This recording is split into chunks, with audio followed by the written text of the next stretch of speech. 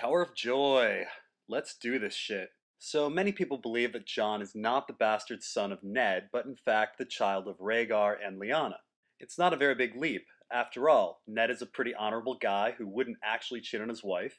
Rhaegar and Lyanna were banging in a tower for months, so she's bound to be preggers. And Ned finds her in a bed of blood, which pretty much shows that she just gave birth. People were killing and exiling Targaryens right and left, so it stands to reason that Lyanna would request that Ned take care of Jon. Some people take this a step further and say that the reason the Kingsguard was there is because they were protecting the Targaryen heir, which means Jon is secretly king, and he's the prince that was promised, and he's going to save the world, and he's going to work a dragon, and he's going to kill some ice zombies, and he's going to marry Dany, and he's going to ride a unicorn, and he's going to slide down a rainbow, and everyone's going to live happily ever after. But we're ahead of ourselves. Let's really examine whether R plus L equals J. Now clearly Jon is special in some way, or at least Maester Luwin thinks so. Near the beginning of A Game of Thrones, Jon is talking to Benjen about joining the Night's Watch. Jon mentions that he's been talking to Maester Luwin about it. Benjen is against Jon taking the Black, but Luwin approaches Ned later and implies that Benjen is for Jon joining the Watch. So Luwin's manipulation gets Jon sent to the Wall. Now maybe Luwin just doesn't like Jon, but it seems that there's something special about Jon, and the Citadel Maesters have been known to let Targaryens rot with the Night's Watch. Meanwhile, Ned never puts any thought into Jon being special. In fact, he thinks about Jon when he thinks about bastards, and he hasn't thought about Rhaegar in years. Not thinking about Rhaegar is astoundingly weird, but it's even weirder if he were actually raising Rhaegar's son. So what's the deal? Who are Jon's parents, and what really happened at the Tower of Joy? Our story begins with prophecy. Lots of people around the world seem to believe that breeding with the right person will bring about a savior. Aerys was married to his sister Rhaella in order to produce the prince that was promised. Drogo married Daenerys in order to produce the stallion that mounts the world. The Green Grace arranged a marriage between Hizdahr and Dany in order to produce a half-harpy, half-dragon savior, and Maester Aemon tells us that Rhaegar was just as obsessed with prophecy as these other characters. If Dany's House of the Undying visions are to be believed, Rhaegar was trying to birth the prince that was promised.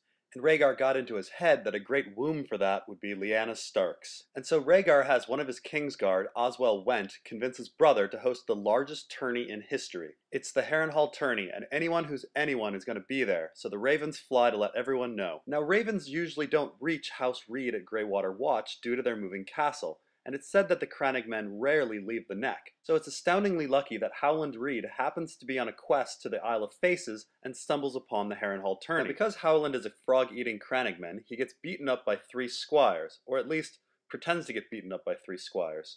Lyanna chases off the bullies and invites Howland into her family's tent where he makes friends with the Starks. Everyone has a grand old time at the tourney until 3 important events happen. The first is that Howland Reed watches the smoking hot Ashara Dame talk and dance with several men at the tourney, including Brandon and Ned. According to Barristan Selmy, Ashara is later dishonored by somebody and looks to Stark, whatever that means.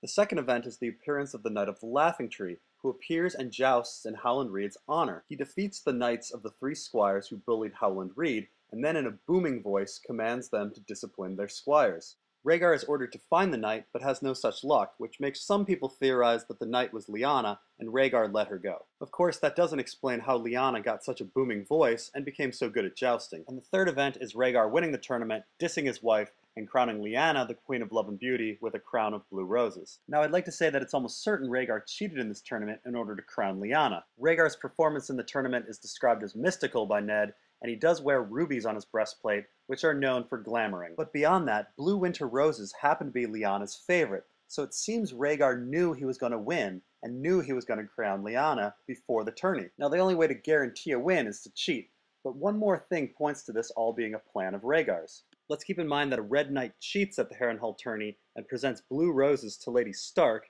who is later kidnapped. Fast forward to the Hands tourney, and we have Loras, who dresses up like a blue rose and cheats and presents a red rose to Sansa. Sansa is later kidnapped and poses as Littlefinger's daughter, which means she's Lady Harrenhal. So essentially now we have a blue rose knight cheating and crowning Lady Harrenhal at Stark's tourney with a red rose, and later she's kidnapped. We have all the same elements, they're just jumbled around, which makes me think we have a lot of people trying to fulfill a vague and mysterious prophecy. Now many people, including Daenerys, seem to think that Rhaegar and Lyanna had some sort of star-crossed romance going on. If they did, it's a mighty weird one, as Rhaegar goes home to his wife and fathers another child. It's not until a year later that he then decides to kidnap Lyanna. Brandon Stark interrupts his marriage preparation to Catelyn and heads to King's Landing with his dad to demand for Lyanna's return. Both of them are killed by King Aerys, thus starting the war. Now there's a rumor that on the way back to Winterfell to call the banners, Ned fathered a child with a fisherman's daughter. Now I don't believe this rumor, as going back to Winterfell would be a colossal waste of time, and we have a very tight schedule. The entire war only lasts about a year, and we can't waste months with Ned going to and fro Winterfell.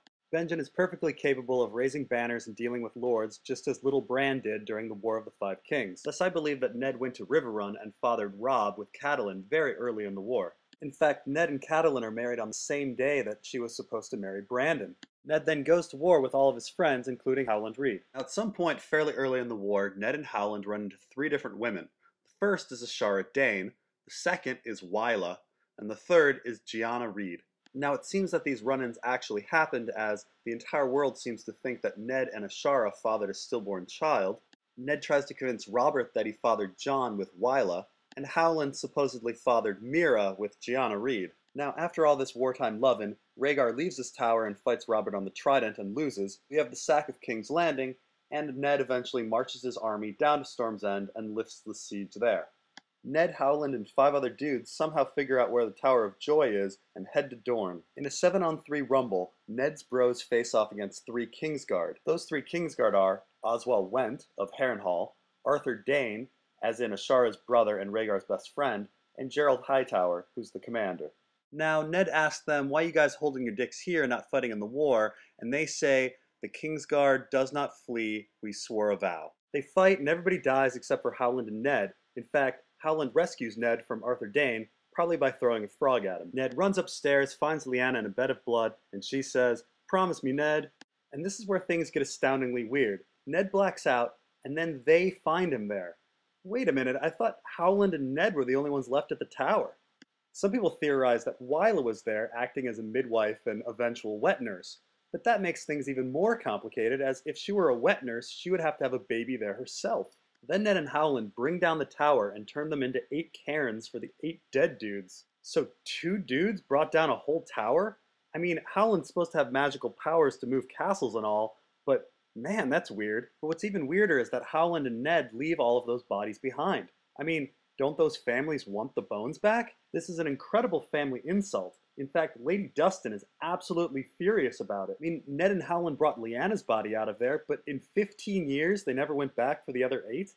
Ned then heads to Starfall to return the Dane family's sword to Ashara, who then commits suicide for some reason. Now, according to Edric Dane, Wylla and Jon are also in Starfall, and Wylla breastfeeds Jon. Wylla stays employed in Starfall as a wet nurse, and Ned heads home with baby Jon. Ned then defies 8,000 years of Stark tradition by building statues to Lyanna and Brandon in the crypts of Winterfell.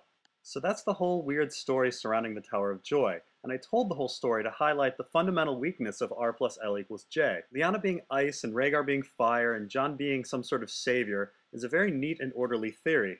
But that's not our story. Our story is messy. It involves Howland Reed and Brandon Stark, and most importantly, Ashara Dayne.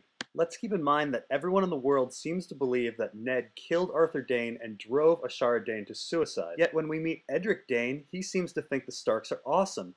In fact, Edric goes by the nickname Ned. This means that Ned did something for House Dane that was so awesome that it made up for the previous tragedies. And I'm guessing it was more than just returning a family sword. And whatever he did, Jon Snow is in the middle of it. How do we know? Because Ned told us so. In A Game of Thrones, Catelyn remembers rumors circulating about Arthur and Ashara Dayne in Winterfell. She finally asks Ned about it, and he responds, "Never ask me about Jon." But she didn't ask him about Jon. Did she? After that, Ned forbids anyone in Winterfell from talking about Ashara Dayne. So I really have to ask, where's the A in R plus L equals J? But a missing Ashara is not the only problem. We also have the promise. And we'll talk about that in part 2.